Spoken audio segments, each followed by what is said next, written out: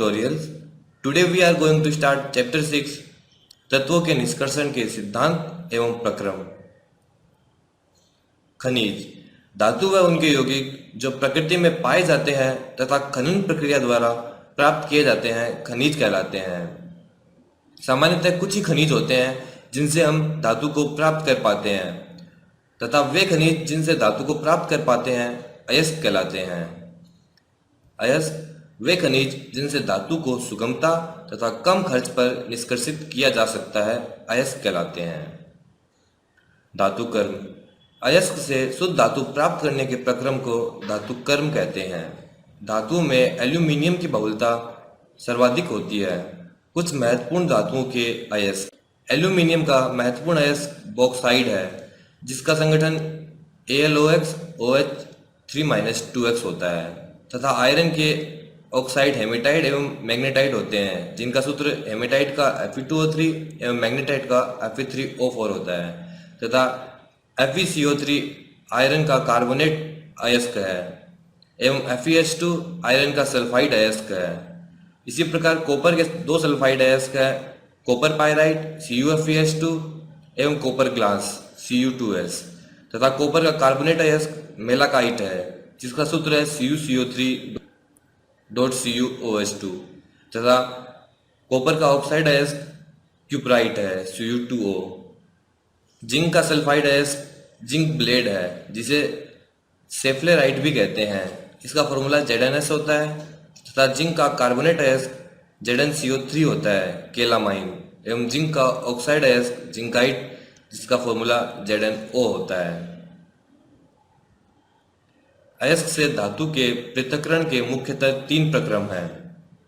अयस्क का सांद्रण, सांद्रित अयस्क से तत्व का पृथक्करण एवं धातु का शुद्धिकरण। अयस्क का सांद्रण अवांछित पदार्थ जैसे रेत, क्ले, अशुद्धि आदि का अयस्कों से निष्कासन का प्रक्रम अयस्क सांद्रण या प्रसादन या सज्जीकरण कहलाता है। अयस्क सांद्रण की विधियां। सबसे पहले द्रव्य धावन, यह गुरुत्वीय पृथक्करण का ही प्रकार है। यह विधि अयस्क एवं गैंग कणों के आपेक्षिक घनत्व के अंतर पर निर्भर करती है। द्रव्य धावन के अंदर अयस्क के ऊपर से जल की तेज धारा का प्रवाह किया जाता है जिसमें धातु के भारी कण नीचे रह जाते हैं एवं अशुद्धि जिसे गैंग कहते हैं वह जल की प्रवाह के साथ बह जाती है। नंबर 2, चुंबकीय पृथक्करण। चुंबकीय पृथक्करण सामान्यतः लोहा अयस्कों के लिए ही उपयोग में ली जाती है। यह विधि तभी काम लेते हैं जब अयस्क या गैंग दोनों में से एक चुंबकीय क्षेत्र की ओर आकर्षित होता हो। इस विधि के अंदर चूर्णित अयस्क को इस घूमते हुए पट्टे पर डाला जाता है जिसमें अयस्क अथवा गैंग में से वह पदार्थ जो कि चुंबकीय क्षेत्र की ओर आकर्षित नहीं होता है इस पात्र में इकट्ठा हो जाता है तथा वह जो चुंबकीय क्षेत्र से आकर्षित होता है वह पट्टे से चिपका रहता है तथा इस पात्र में इकट्ठा हो जाता है। इस प्रकार हम अशुद्धि को चुंबकीय पृथक्करण विधि से अलग करते हैं। झाग पल्लवन विधि। झाग पल्लवन विधि में एक स्थायी कारक होता है जो कि झाग को लंबे समय तक स्थायी बनाने का कार्य करता है। इसमें स्थायी कारक के रूप में क्रिसोल एवं एनिलीन को काम में लेते हैं तथा एक संग्राहक होता है। संग्राहक का कार्य अयस्कों को जल प्रतिकर्षी बनाना होता है जिससे अयस्क के कण झाग पर आ जाते हैं। संग्राहक के रूप में K+, Na+, एथिल जेंटेट आदि का उपयोग करते हैं। यह सल्फाइड अयस्क के कणों के साथ संयोजित होकर उन्हें जल प्रतिकर्षी बना देते हैं जिसके कारण अयस्कों के कण झाग पर आ जाते हैं। झाग पल्लवन विधि सामान्यतः सल्फाइड अयस्कों के लिए ही काम में ली जाती है। झाग पल्लवन विधि के अंदर नीचे एक छेपनी होती है जो कि वायु को अंदर खींच लेती है जिससे झाग बनते हैं।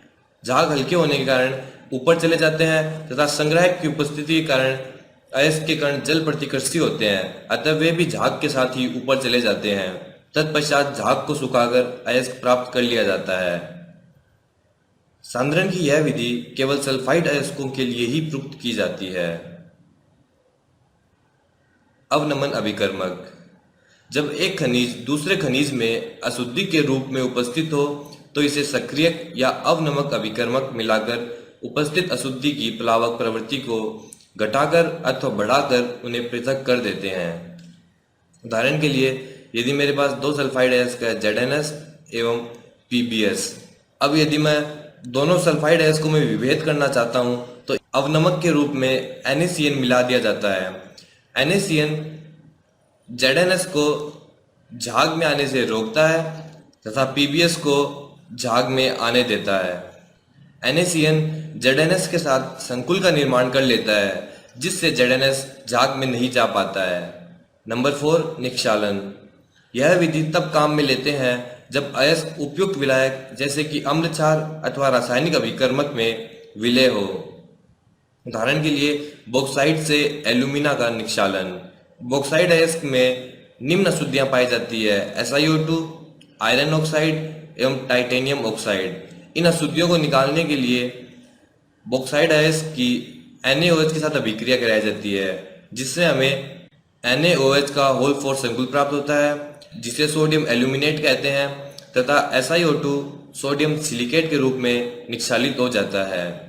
तत्पश्चात CO2 का प्रवाह करके जलोजित Al2O3.X H2O को प्राप्त किया जाता है एवं जलोजित Al2O3 को गर्म करने पर हमें Al2O3 प्लस H2O प्राप्त होता है जिसमें से Al2O3 को अलग कर लिया जाता है।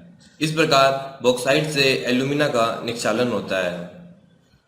सोने तथा चांदी के अयस्कों से धातु का निक्षालन। M एक धातु है जो कि या तो Ag हो सकती है या Au हो सकती है। सोने तथा चांदी की धातुओं को NaCN के विलयन में वायु की उपस्थिति में गर्म किया जाता है। NaCN Na+ एवं Cn- में टूट जाता है तथा धातु केवल Cn- से ही अभिक्रिया करती है तथा इस अभिक्रिया के फलस्वरूप हमें Cn का धातु के साथ एक संकुल प्राप्त होता है जिसकी Zn के साथ अभिक्रिया करने पर Zn धातु को प्रतिस्थापित करके स्वयं संकुल बना लेता है एवं हमें धातु प्राप्त होती है। अभिक्रिया कुछ इस प्रकार होती है। MCN का होल टाइज प्लस Zn धातु को प्रतिस्थापित करता है तथा संकुल ZnCN का होल 4 2- बना लेता है एवं धातु प्राप्त हो जाती है।